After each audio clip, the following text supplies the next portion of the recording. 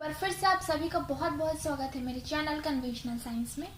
Previous जो मैंने video बनाई थी वो मैंने इम्यूनोलॉजी के ऊपर बनाई थी, जिसमें मैंने आपको इम्यूनोलॉजी के इम्पॉर्टेंट टॉपिक्स कवर करवाए थे, जैसे कि cells of immune system, primary and secondary responses, antigen antibody interaction, the reaction which occur due to the interaction between antigen antibodies. उसके अलावा मैंने आपको ऑर्गन्स ऑफ इम्यून सिस्टम भी बताया था, और भी बहुत सारे टॉपिक्स मैंने आपको कवर कराए थे। अब जो मेरा नेक्स्ट वीडियो सीरीज़ होने वाला है वो जेनेटिक्स के ऊपर होने वाला है, तो जिसमें मैं आपको ये लगभग 5-6 वीडियो की ये सीरीज़ बनेगी एक। तो हम कौन कौन सी टॉपिक्स करने वाले हैं आज, थोड़ा सा हम उसका इंट्रो देख लेते हैं और हम अपनी पहले टॉपिक आज शुरू कर देंगे। तो चलिए चलते हैं। तो जो हमारी वीडियो सीरीज़ होने वाली है नेक्स्ट, वो है जेनेटिक्स के ऊपर, जिसमें हमने कौन कौन से टॉपिक्स क्लियर करने हैं वो एक बार आप देख लीजिए इंट्रो में। सबसे पहले हमें डीएनए और आरएनए का स्ट्रक्चर, उसकी प्रॉपर्टीज़, उसके फंक्शंस, ये सब हमें क्लियर करने हैं। देखिए, जो कि ये एग्ज़ाम जो है वो आपको एग्ज़ाम में जो है बेसिक्स तो नहीं पूछते, जैसे कि आपने क्वेश्चंस देखे भी होंगे, एनालाइज किया होगा। तो मैं आपको डीएनए और आरएनए का एकदम बेसिक्स नहीं बताऊंगी कि हाँ सेमी कंजर्वेटिव कैसे हुआ, वो रेडियो एक्टिव्स को डिटेक्ट करके कैसे कैसे एक्सपेरिमेंट्स हुए, हर चीज़ इसका क्या एक्सपेरिमेंट था, कैसे बताया गया कि जो हमारा डीएनए है वही हमारा हेरिडिटरी मटेरियल है, किसने बताया, ये सब बहुत बेसिक्स हैं जो आपको 10th और 12th के बुक्स में मिल जाएंगे एनसीईआरटी में। तो अगर मैं उतना सबको लेकर चलूँगी तो ये वीडियो बहुत बड़ी हो जाएगी। मैं आपको कुछ कुछ इंपॉर्टेंट चीज़ें बता रही हूँ जो कि एग्ज़ाम पॉइंट ऑफ व्यू से आपके लिए इम्पॉर्टेंट है, और जो बेसिक्स है वो आप रेफ़र कर सकते हैं। आपको 10th और 12th की आप एनसीईआरटी पढ़ोगे तो आपको वो बेसिक क्लियर हो जाएगा। तो पहले हम डीएनए आने के बारे में पढ़ेंगे, फिर हम पढ़ेंगे transcription. As you all know कि ट्रांसक्रिप्शन मतलब होता है डीएनए से आरएनए बनने की प्रोसेस जो होती है उसको हम ट्रांसक्रिप्शन बोलते हैं। उसके बाद से होता है ट्रांसलेशन। ट्रांसलेशन में क्या होता है, आरएनए से जो प्रोटीन बनता है, आरएनए से प्रोटीन सिंथेसिस की जो प्रोसेस होती है उसको हम बोलते हैं ट्रांसलेशन। उसके बाद से हम पढ़ेंगे ऑपेरियन मॉडल, जिसमें आपका लैक ऑपेरियन आएगा, और भी बहुत सारे आपको ऑपेरियन है, लेकिन जो हमारा मोस्ट इम्पॉर्टेंट है वो है हमारा लैक ऑपेरियन, तो हम उसी पे फोकस करेंगे। और उसके बाद हमारा आएगा जीन रेगुलेशन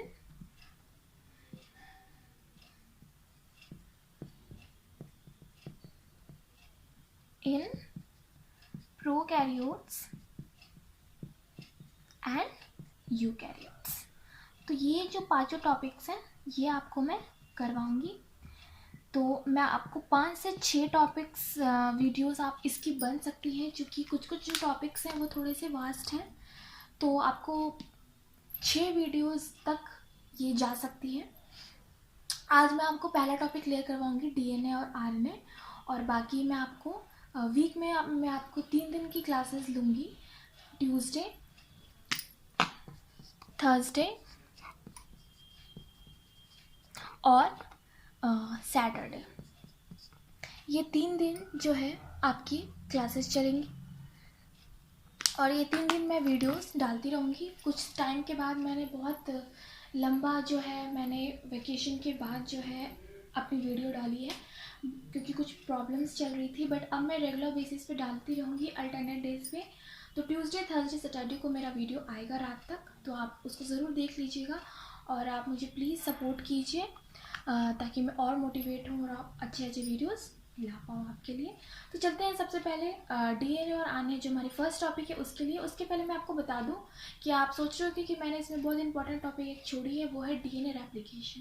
डीएनए रेप्लिकेशन बहुत इंपॉर्टेंट टॉपिक है और बहुत वास्ट भी है, बहुत डिफ़िकल्ट भी है, तो हम छोड़ेंगे नहीं, हम इसको करेंगे, बट हम इसकी एक अलग वीडियो सीरीज़ बढ़ाएंगे, क्योंकि डीएनए रेप्लिकेशन में हमें बहुत कुछ पढ़ना है। जो हमने बेसिक्स में पढ़ा था कि हाँ सेमी कंजर्वेटिव होता है, तो लाइगेज से जुड़ता है, वो एक जो है वो पेरेंट से बनता है, और एक ये कोडिंग स्टैंड, ये सब जो है ये हमने बहुत बेसिक्स है जो हम पढ़ चुके हैं।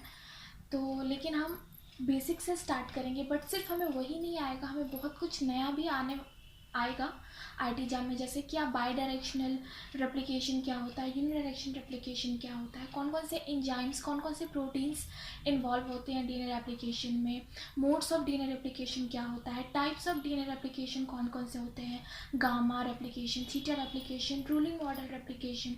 उसके अलावा आपको रेप्लिकॉन कॉन्सेप्ट पढ़ना है कि रेप्लिकॉन क्या होते हैं। तो आपको बहुत सारी चीज़ें हैं डीएनए रेप्लिकेशन में, तो मैं उसकी एक अलग से वीडियो सीरीज़ बनाऊंगी इस सीरीज़ के बाद। तो अभी हम जो अपनी मेन मोटिव रखते हैं वो हम इसको लगभग 6 वीडियोस सीरीज़ में हमें इसको ख़त्म करना है। सो चलते हैं अपनी फर्स्ट टॉपिक की तरफ, जो है डीएनए और आरएनए का इंट्रोडक्शन। सो हम स्टार्ट करते हैं। थोड़ी सी आप लोग को प्रॉब्लम होगी, थोड़ी सी स्ट्रेन लगेगी आप लोगों को, क्योंकि शायद मैंने थोड़ी सी लाइट पेन से लिख लिया है, बट आगे चल के वो मैंने डार्क यूज़ किया है, तो आप लोग उस पर स्ट्रेन मत दीजिए। मैं जो आपको एक लाइन पढ़ के समझा रही हूँ, ताकि आप लोग उस मेरी बातों को सुनिए तो आपको क्लियर हो जाएगा। सबसे पहले जो डीएनए है वो डीऑक्सीराइबोज न्यूक्लिक एसिड इसका फुल फॉर्म होता है। डीऑक्सीराइबोज क्या होता है, तो राइबोज एक शुगर होता है, उस शुगर में से अगर हम एक ऑक्सीजन को कम कर देंगे तो वो हमारा डीऑक्सीराइबोज शुगर हो जाएगा, जिससे कि हमारा डीएनए बनता है। डीएनए जो है वो पॉलीमर है न्यूक्लियोटाइड का। न्यूक्लियोटाइड क्या होता है आप अच्छे से जानते हैं, शुगर प्लस नाइट्रोजन बेसिस को हम न्यूक्लियोसाइड कहते हैं, और फिर sugar plus nitrogen bases plus phosphate को हम न्यूक्लियोटाइड बोलते हैं। तो ये न्यूक्लियोटाइड का पॉलीमर है। उसके बाद ये प्रोकैरियोट्स और यूकैरियोट्स दोनों में पाया जाता है। प्रोकैरियोट्स में ये मेम्ब्रेन के थ्रू बॉन्डेड नहीं रहता है, और बस एक ही पाया जाता है क्वाइल्ड फॉर्म में, जिसको हम न्यूक्लियोइड बोलते हैं। और यूकैरियोट्स में जो है ये क्रोमोसोम्स के अलावा माइटोकॉन्ड्रिया और क्लोरोप्लास्ट में भी पाया जाता है। केमिकल कॉम्पोजिशन क्या है, तो ये शुगर से बनता है। कौन से शुगर से, तो डीऑक्सीराइबोज शुगर से, है ना। उसके बाद से इसमें फॉस्फेरिक एसिड होती है, फिर उसके बाद से नाइट्रोजन बेसिस होते हैं। तो एज यू ऑल नो कि जो डीएनए और आरएनए में नाइट्रोजन बेसिस होते हैं वो 2 तरह के होते हैं। कौन कौन से, प्यूरीन और पैरामिडीन। प्यूरीन बेसिस में आपको एडेनिन और गुआनिन आएगा, और पैरामिडीन बेसिस में आपको साइटोसिन और थायमिन आएगा। ठीक, उसके बाद से हम फंक्शंस देखने से पहले हम थोड़ा सा एक स्ट्रक्चर देखते हैं, double helix structure of DNA, जो कि काफ़ी एग्जाम्स में पूछे जाते हैं ये, और आपका क्लियर भी होगा क्योंकि ये आपने पढ़ा होगा पहले। तो कुछ इस तरह से दिखता है आपको डबल हेलिक्स स्ट्रक्चर। उसके बाद से इसको प्रपोज किया था वाटसन एंड क्रिक ने 1953। ये एक लॉन्ग मॉलिक्यूल है, इसमें 2 आपको पैरेलल स्ट्रैंड्स होती हैं अपोजिट पोलरिटी की। मतलब जैसे कि यहाँ पे एक होगा अगर आपका 3' तो दूसरा आपका होगा, तो दूसरा यहाँ पे बगल में आपको 5' होगा। तो 5' के अपोजिट आपको 3' और फिर यहाँ पे 3' है तो यहाँ पे 5'। तो देख रहे हो 2 पैरेलल स्टैंड्स हैं, पर दोनों की पोलरिटी बिल्कुल अपोजिट है। इसकी जो डायमीटर होती है वो होती है 20 एंगस्ट्रॉम। इसका जो 1 टन होता है हेलिक्स का, जहाँ पे ये मुड़ रहा है, वो आपको कितना लॉन्ग होता है, तो 34 एंगस्ट्रॉम लॉन्ग होता है। Distance between adjacent pair of nitrogen bases, यहाँ पे नाइट्रोजन बेसिस छूट गया है, मतलब वहाँ पे मतलब वही है उसका, तो वो होता है 3.4 एंगस्ट्रॉम। ये सब कभी कभी ऑब्जेक्टिव में पूछ लिया जाता है, तो ये मेजरमेंट आप दिमाग में रखिएगा। The bases of both the strands are complementary to each other, that is adenine of one strand always pair with thymine through 2 hydrogen bonds, and cytosine always pair with guanine with 3 hydrogen bonds. तो इस चीज़ का आप ध्यान रखिएगा। ये चीज़ आपको पता भी होगी कि कुछ वो होते हैं कि हाँ सिमिलर जो है, लाइक डिजॉल्व्स लाइक, वही यहाँ पे कॉन्सेप्ट है कि जो एडेनिन है वो हमेशा थाइमीन के साथ ही बॉन्ड बनाएगा, और वो भी 2 हाइड्रोजन बॉन्ड बनाएगा, ऐसा नहीं है। और थाइमिन भी जब बनाएगा वो एडेनिन के साथ ही बनाएगा, और 2 हाइड्रोजन बॉन्ड। ऐसा नहीं है कि एडेनिन जो है गुआनिन के साथ बना लेगा। एक प्यूरिन बेस जो है दूसरे पैरामिडीन बेस के साथ बनाता है, ठीक।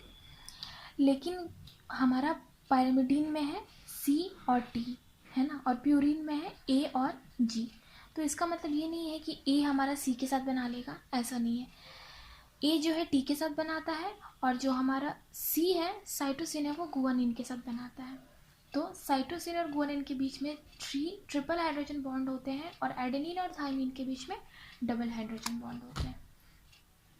तो ये चीज़ आपको क्लियर है। उसके बाद से जो 1 टन होता है डबल हेलिक्स का, जो कि कितना आपको होता है, उसकी 34 एंगस्ट्रॉम लॉन्ग होता है, उसमें आपको लगभग 10 बेस पेयर्स आ जाते हैं। उसके बाद हम देखते हैं फॉर्म्स ऑफ डीएनए। तो फॉर्म्स ऑफ डीएनए भी बहुत सारे होते हैं। जो हम बेसिक जो पढ़ते हैं हमेशा से, वो हमारा बी डीएनए होता है, जिसको हमने स्टैंडर्ड मान लिया है। बट उसके अलावा और भी बहुत सारे फॉर्म्स होते हैं डीएनए के, जैसे कि ए डीएनए, सी डीएनए, जेड डीएनए। तो इनके बीच में बेसिक डिफरेंस क्या होता है वो हम देखते हैं कि जो हमारा बी डीएनए होता है, जिसको हमने स्टैंड पर माना हुआ है, जिसको हम मोस्ट वाइडली यूज़ करते हैं, तो इसमें जो होता है, जिसमें आपको बता चुकी हूँ, जो डायमीटर होता है वो 10 एंगस्ट्रॉम होता है। जो ईच टन है वो उसकी जो मेजरमेंट होती है वो 34 एंगस्ट्रॉम होती है, और ये इसमें 10 बेस पेयर्स होते हैं। हम ए डीएनए को देखें तो ये भी राइट हैंडेड होता है। यहाँ पे टर्म यूज़ किया गया है राइट हैंडेड जो कि, और लेफ्ट हैंडेड। तो देखिए राइट हैंडेड और लेफ्ट हैंडेड मतलब क्या हुआ कि हमारा जो हेलिक्स है वो किस तरह से वो घुमा हुआ है, राइट हैंडेड या लेफ्ट हैंडेड, इसका मतलब ये हुआ। तो जो हमारा स्टैंडर्ड डीएनए है वो राइट हैंडेड होता है। उसकी डायमीटर, उसकी एक टन में कितनी मेजरमेंट और कितने बेस पेयर्स पाए जाते हैं आप देख चुके हो। अब हम इसका कंपेयर करते जाएंगे बाकी फॉर्म से। ए डीएनए में जो है वो भी राइट हैंडेड होता है, पर उसके एक टन में 11 बेस पेयर्स होते हैं। उसी तरह हम सी डीएनए को देखें तो सी डीएनए के एक टन में 9.33 बेस पेयर्स होते हैं, और इसकी जो डायमीटर होती है 20 एंगस्ट्रॉम नहीं होती है, इसकी डायमीटर जो है 19 एंगस्ट्रॉम नहीं होती है। उसके बाद से हम जेड डीएनए देखें तो ये लेफ्ट हैंडेड होता है। बाकी के जो तीनों हैं, दोनों हैं, ए डीएनए व सी डीएनए, वो स्टैंडर्ड डीएनए जो हमारा बी डीएनए है बिल्कुल उसी तरह की उसमें राइट हैंडेड मूवमेंट होती है हेलिक्स स्ट्रैंड की। पर जो हमारा जेड डीएनए है वो लेफ्ट हैंडेड हेलिक्स होता है, और उसका जो ईच टर्न है वो 69 एंगस्ट्रॉम होता है, और उसमें लगभग 12 बेस पेयर्स होते हैं। तो इसलिए, और इसमें इसको क्यों बोलते हैं हम जेड डीएनए, तो इसका भी एक है कि the sugar phosphate stand of this DNA are zigzag, इसलिए इसको हम जेड डीएनए बोलते हैं। ठीक है, इसको हम वीवोवर, मतलब हम इसको लिविंग ऑर्गेनिम्स के अंदर हम इसको नहीं देखा जाता है, इसको हम विट्रो यानी कि लैबोरेटरीज में हम इसको यूज़ करते हैं, खुद से बनाते हैं। ठीक, तो ये हो गया हमारा फॉर्म्स ऑफ डीएनए। ठीक है, अब हम थोड़ा सा देख लेते हैं प्रॉपर्टीज ऑफ डीएनए के बारे में। तो हम प्रॉपर्टीज ऑफ डीएनए देखते हैं। जो डीएनए है वो राइट हैंडेड और लेफ्ट हैंडेड दोनों हो सकता है, जैसे कि आप फॉर्म्स ऑफ डीएनए में देख चुके हो, पर जो हमारा राइट हैंडेड होता है वो ज़्यादा स्टेबल होता है। उसके बाद से आप देखो, अगर हम हीट करेंगे तो दोनों स्ट्रैंड जो है, चूँकि दोनों स्ट्रैंड आपस में जुड़े रहते हैं डबल और ट्रिपल बॉन्ड्स, जैसे आप देख चुके हो कि नाइट्रोजन बेसिस के जो बीच में जो बॉन्ड्स होती है वो डबल और ट्रिपल होती है, लेकिन काफ़ी स्टेबल भी होती है, वो जल्दी टूटते नहीं हैं। बट अगर हम उनको हीट करें एक स्पेसिफिक टेम्परेचर तक तो दोनों स्ट्रैंड जो है वो अलग अलग हो जाते हैं, और जब हम उनको कूल करेंगे तो वो वापस से हाइब्रिडाइज होके अपने जो पहले फॉर्म में थे उस फॉर्म में, अपने ओरिजिनल फॉर्म में आ जाएंगे। उस टेम्परेचर पे जिस पे जो स्ट्रैंड है वो सेपरेट होना स्टार्ट करते हैं और पूरी तरह से सेपरेट हो जाते हैं, तो उस टेम्परेचर को हम मेल्टिंग टेम्परेचर बोलते हैं। और हर स्ट्रैंड के लिए, हर एक स्पेसिफिक सीक्वेंस के लिए जो मेल्टिंग टेम्परेचर है वो अलग अलग होता है। The B sample DNA having higher MP must have more CG content because CG pair has 3 H bonds. B sample DNA मतलब डीएनए का ऐसा कोई सा भी सीक्वेंस जिसकी जो मेल्टिंग है वो हाई है। मेल्टिंग पॉइंट हाई कब होती है, जब भी वो सब्सटेंस में, अगर वो सब्सटेंस बहुत ज़्यादा स्टेबल है, उसमें बहुत सारे बॉन्ड्स हैं, तो उस समय हमें ज़्यादा हीट की ज़रूरत होती है। इसीलिए क्योंकि इसकी जो स्टेबिलिटी ज़्यादा है, तो जो हमारा बीटा सैंपल है वो, उसकी जो मेल्टिंग पॉइंट है वो ज़्यादा होगी, उसको तोड़ने में, उसके स्ट्रैंड्स को अलग अलग करने में हमें ज़्यादा हीट लगेगा। तो ये चीज़ आपको क्लियर है, ये चीज़ आपको क्लियर है। अगर आपको कुछ कन्फ्यूज़न हो इस वीडियो से या फिर आपको पहले किसी भी वीडियोस पे, तो आप उस वीडियो के कमेंट बॉक्स में जाके पूछ सकते हैं बिल्कुल। और आप मेरे चैनल पे फॉलो कर सकते हैं, इंस्टाग्राम पे कन्वेंशनल साइंस के नाम से है, वहाँ पे भी आप अपनी क्वेरीज को पूछ सकते हैं। तो यहाँ पे तो इसलिए चूँकि इसकी स्टेबिलिटी ज़्यादा है, क्यों ज़्यादा है, क्योंकि इसमें सीजी कंटेंट ज़्यादा है और सीजी के बीच में ट्रिपल बॉन्ड लगता है, तो हमारे यहाँ पे ट्रिपल बॉन्ड आ गया तो वो मॉलिक्यूल ज़्यादा स्टेबल हो गया। अब उस मॉलिक्यूल को ब्रेक करने में हमें ज़्यादा हीट लगेगा, इसलिए इसकी एमपी ज़्यादा होगी। इसलिए जो बी डीएनए है उसकी जो मेल्टिंग पॉइंट है वो ज़्यादा होती है। तो आई होप आपको ये चीज़ समझ में आ रही होगी अच्छे से। उसके बाद से जो लास्ट प्रॉपर्टी है इसकी, वो बोल रहा है कि जो प्रोटीन्स जो नाइट्रोजन बेसिस होते हैं डीएनए में, वो क्या करते हैं, वो कौन सा काम करते हैं, तो वो अमीनो एसिड को सीक्वेंस करने में और प्रोटीन सिंथेसिस करने में हेल्प करते हैं। अब हम थोड़ा सा फंक्शंस देख लेते हैं जो हमने पहले छोड़ दिया था। थोड़ा सा मैंने नोट्स इधर उधर लिख लिया है, लेकिन जिस तरह से मैं आपको बता रही हूँ उस तरह से ही आप लोग इसको पढ़िएगा। तो ये जेनेटिक मटेरियल है जो कि पेरेंट्स ऑफ स्प्रिंग्स में जाता है। ये इंफॉर्मेशन कैरियर काम करता है और ऑफ स्प्रिंग्स में जाके प्रोटीन जो भी नेसेसरी होती है बॉडीज़ के लिए उसको बनाता है और फिर परफॉर्म करता है फंक्शंस। उसके बाद से ये इसकी बेसिक प्रॉपर्टीज़ हैं और इसको हम न्यूक्लियस को मास्टर बोलते हैं, master of the cell, because इसमें डीएनए होता है, क्योंकि जो डीएनए है वही जो है न्यूक्लियस को मास्टर बनाता है, क्योंकि डीएनए में ही वो सारी इंफॉर्मेशंस रहती हैं जो कि ऑफ स्प्रिंग में जाता है और तभी जो ऑफ स्प्रिंग में है उसमें उस तरह की प्रोटीन्स बननी स्टार्ट होती है। किसी भी सेल में जो है न्यूक्लियस है, न्यूक्लियस के अंदर जो डीएनए है वही प्रोटीन्स बनाता है जो कि हमारे सेल के लिए चाहिए होता है और वही सारे इन्फॉर्मेशन स्टोर करके रखता है और वो सारी इन्फॉर्मेशन ऑफ स्प्रिंग को देता है। और इसीलिए जो ऑफ स्प्रिंग्स होते हैं, जो बच्चे होते हैं, वो पेरेंट्स से काफ़ी मिलते हैं। उसके बाद से जो आप आरएनए हैं उनके बारे में देखोगे तो ये राइबोन्यूक्लिक एसिड है। इसका जो ये जिस शुगर से मिलकर बना है वो है राइबोज शुगर, मतलब इसमें एक हाइड्रोजन कम नहीं है, डीऑक्सीराइबोज इसमें एक शुगर कम था। इसका स्ट्रक्चर है, आप नेट पर जाके देख सकते हो बिल्कुल, तो आपको दोनों में क्लियर डिफरेंस दिख जाएगा डीएनए और आरएनए में। उसके बाद से जो 4 टाइप्स ऑफ राइबोन्यूक्लिएट्स से ये बने रहते हैं, कौन कौन से वो मैं आपको बताऊंगी। उसके बाद से ये भी पॉलीमर होता है जिस तरह से वो होता है न्यूक्लियोटाइड्स का। ये जो है न्यूक्लियस में पाया जाता है, साइटोप्लाज्म में भी पाया जाता है, ठीक। उसके बाद से यूकैरियोटिक और प्रोकैरियोटिक दोनों में पाया जाता है। It has 2H group etch on 3 and 4 number carbon atom. 2 OH group होते हैं 3 और 4 कार्बन आइटम पे। एक बार मैं आपको एडवाइस देती हूँ कि आप, एडवाइस नहीं एक्चुअली मैं सजेस्ट करती हूँ क्योंकि मैं डायग्राम बना नहीं पाई हूँ, तो आप लोग एक बार नेट पे जाके एक बार उसकी फिगर देख लीजिएगा, फिर आप एक बार पढ़ोगे इसको तो मे भी आपको अच्छे से ज़्यादा समझ में आए। उसके बाद से ये सिंगल स्टैंडर्ड होता है, ये डबल स्टैंडर्ड नहीं होता है। उसकी केमिकल कॉम्पोजिशन देखिए तो ये शुगर का बना रहता है, राइबोज शुगर का, जबकि हमारा डीएनए जो है वो डीऑक्सीराइबोज उसका बना रहता है। इसमें भी फॉस्फोरिक एसिड आता है और इसमें भी जो बेसिस होते हैं प्यूरिन और पैरामीडिन होते हैं, बट जो प्यूरिन है उसमें एडेनिन और गुआनिन होता है जो कि बिल्कुल सिमिलर है डीएनए से, बट जो पैरामीडिन होता है उसमें साइटोसिन और थायमिन होता है, जबकि यहाँ पे जो पैरामीडिन बेसिस है यहाँ पे साइटोसिन तो होते हैं बट यहाँ पे थायमिन की जगह पे यूरासिल पाया जाता है, ठीक। उसके बाद से फंक्शंस देखने से पहले हम थोड़ा सा स्ट्रक्चर ये सब पे बात कर लेते हैं। थोड़ा सा हम टाइप्स पे देख लेते हैं क्योंकि इसके जो टाइप्स है वो भी बहुत इंपॉर्टेंट है। वो जो टाइप्स ऑफ आरएनएज है उसमें जो पहला आता है मैसेंजर आरएनए, जिसको हम शॉर्ट में mRNA भी बोलते हैं। तो ये जो है न्यूक्लियस में सिंथेसाइज्ड होता है और कौन से आरएनए पॉलीमरेज की मदद से, तो आरएनए पॉलीमरेज 2।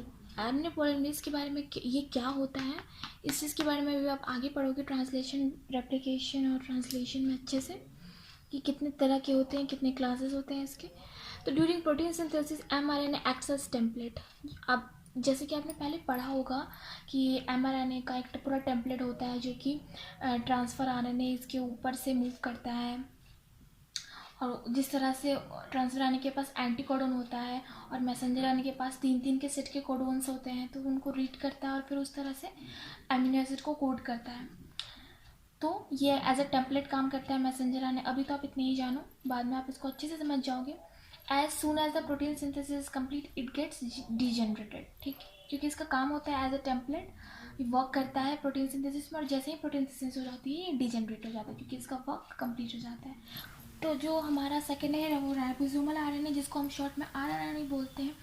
टोटल आरएनए में जितना भी इसका कंट्रीब्यूशन बहुत ज़्यादा होता है, मतलब ये 80% of the total RNA found. उसके बाद से ये राइबोसोम में पाया जाता है, तो 40 से 60% राइबोसोम का वेट जो है वो राइबोसोमल आरएनए की वजह से ही होता है। इसके दो सब यूनिट्स होते हैं, लार्जर सब यूनिट और स्मॉलर सब यूनिट, जिसको हम सिदवर्क यूनिट के थ्रू मेजर करते हैं, जिसका सिंबल होता है एस।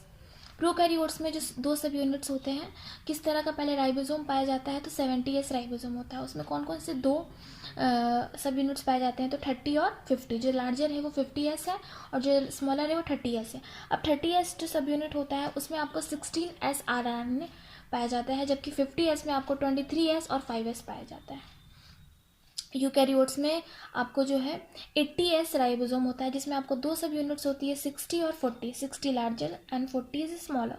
तो जो 60S सब यूनिट है उसमें आपको 20S, 5.8S और 5S RNA पाया जाता है, जबकि जो 40S है जो स्मॉलर सब यूनिट है उसमें आपको 18S RNA पाए जाते हैं। तो ये चीज़ को आप समझ के होंगे। उसके बाद से फिर हम देखते हैं ट्रांसफ़र RNA, जो इसका तीसरा टाइप है और ये बहुत इंपॉर्टेंट है। तो ये सबसे स्मॉलेस्ट RNA है, ये सॉल्युबल भी होता है NaCl में, तो इसको सॉल्युबल RNA भी बोलते हैं। उसके बाद से ये अमीनो एसिड को के कोडोन को, मतलब जैसे मैंने आपको बताया कि मैसेंजर RNA पे जो कोडोन्स रहते हैं उसी के जस्ट अपोजिट कोडोन्स इसके पास होते हैं ट्रांसफर RNA के पास, जिनको हम एंटी कोडोन्स कहते हैं। और ये मैसेंजर RNA के कोडोन को रीड करके उनको अमीनो एसिड को फिर इनकोड करता है, मतलब प्रोटीन सिंथेसिस करता है। उसके बाद से कम लगभग हम आपको पता है कि हमारे जो टोटल अमीनो एसिड्स होते हैं वो 20 होते हैं। तो हर एक में अमीनो एसिड के लिए स्पेसिफिक ट्रांसफर RNA होता है, हर एक कोडोन्स के लिए। तो इसलिए हमारे टोटल जो है 20 ट्रांसफर RNAs होते हैं। उसके बाद से हम जब इसके स्ट्रक्चर पे आते हैं तो देखते हैं कि क्लोवर लीफ इस शेप बना लेता है। क्यों? क्योंकि इसके अंदर हाइड्रोजन बॉन्ड्स होते हैं और खुद के ही बेसिस में ये इस तरह से फोल्ड होकर इस तरह से बॉन्डिंग करता है कि इसकी जो स्ट्रक्चर है वो क्लोवर लीफ जैसी हो जाती है, जो कि हम अभी आगे देखेंगे। तो पहले आप क्लोवर लीफ की एक बार स्ट्रक्चर देख लो, ऐसे दिखती है, ठीक है।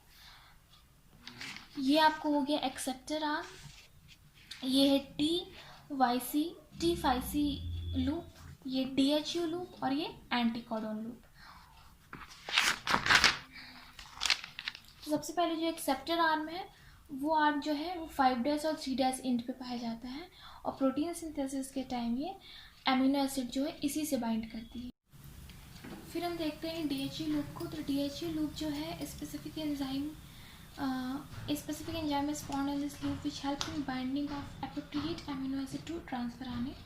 इस लूप में कुछ एंजाइम्स होते हैं जिसकी हेल्प से जो हमारा अमीनो एसिड से वो ट्रांसफर आने से बाइंड करता है। फिर हमारा आता है T5C लूप। उसमें this loop helps transfer RNA molecule to bind with ribosome, ठीक है। उसके बाद फिर आता है आपको एंटीकोडोन लूप, जो है the head of this loop has triplet base sequence, जो कि रीड करता है कोडोन्स को मैसेंजर आने पर और फिर हमारा प्रोटीन सिंथेसिस हमारे अमीनो एसिड को कोड करता है और फिर अमीनो एसिड को हमारा जो ट्रांसफ़र RNA है एक्सेप्टर आर्म के पास वहाँ पे वो जुड़ता है और वहाँ पे अमीनो एसिड जो है वो पेप्टाइड बॉन्ड की तरह जुड़ते रहते हैं और जो मोनोमर्स बढ़ता है हमारा अमीनो एसिड का वही हमारा प्रोटीन होता है। तो इस तरह से इन तीनों RNAs के थ्रू, जो 3 टाइप्स ऑफ RNAs हैं, इनकी जो कोऑर्डिनेशन होती है, इन कोऑर्डिनेशन के थ्रू जो है हमारा प्रोटीन सिंथेसिस होता है।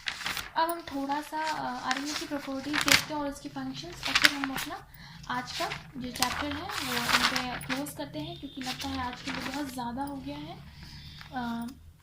प्रॉपर्टीज ऑफ RNA ज़्यादा नहीं है। It is a single stranded, not double stranded, as you all know. Or one consequence of its being single stranded is that RNA can form a much greater variety of complex 3-dimensional molecular shape than can double stranded DNA। मतलब कि ये single standard होता है और single standard का ये फ़ायदा है कि ये बहुत, कोई आप जानते हो जैसे कि आपने कॉम्प्लेक्स फॉर्मेशन पढ़ा होगा केमिस्ट्री में, उसमें जितना छोटा मॉलिक्यूल होता है उतना ही आसान होता है उसके लिए कॉम्प्लेक्स को फॉर्म करना, क्योंकि जो छोटे रहते हैं तो वो आसपास रहते हैं, उनके न्यूक्लियस, उनकी और इलेक्ट्रॉन्स, तो बहुत स्टेबल एक फॉर्म बन जाता है। तो ये थोड़े से स्टेबल होते हैं as compare to DNA, in short आप ऐसा बोल सकते हो। फिर RNA has a sugar ribose, जबकि जो हमारा DNA है उसमें डीऑक्सीराइबोज होता है। तो जैसे आप जानते हो कि ऑक्सीजन और के पोजीशन पर डिफरेंट करता है कि उसमें एक में एक ऑक्सीजन कम होता है और एक में एक एक्स्ट्रा होता है, ठीक है। फिर बेसिस में आपको पैरामीडीन में यूरासिल और साइटोसिन होता है, जबकि उसमें थायमीन होता है। तो ये आप समझ गए प्रॉपर्टीज़, और थोड़ी सी फंक्शंस देख के हम ख़त्म करते हैं आज की टॉपिक। फंक्शंस ऑफ आरएनए, ये भी जेनेटिक मटेरियल काम करता है बहुत सारे प्लांट वायरसेस में, जैसे कि टोबैको मोज़ेक में, टेनिप येलो में, मोज़ेक वायरस में। उसके बाद से बैक्टीरियोफेजेस वैसे वायरस होते हैं जो कि बैक्टीरिया को होस्ट मान के उन पे इन्वेट करते हैं। तो जैसे कि R17MS2 ETC। उसके अलावा ये एनिमल वायरसेस में भी एज जेनेटिक मटेरियल काम करता है, जैसे कि पोलियोमाइलिटिस, उसके बाद से इन्फ्लुएंजा वायरस। इन सब में ये स्टेबल होते हैं और ये जो है इंफॉर्मेशन को स्टोर करते रहते हैं, स्टोर करके भी रखते हैं, और जो इंफॉर्मेशन स्टोर रहती है डीएनए में उनको प्रोटीन में कन्वर्ट करते हैं। सो आज की टॉपिक हमारी कंप्लीट हो गई है, जिसमें मैंने आपको डीएनए आने का पूरा इंट्रोडक्शन बता दिया है।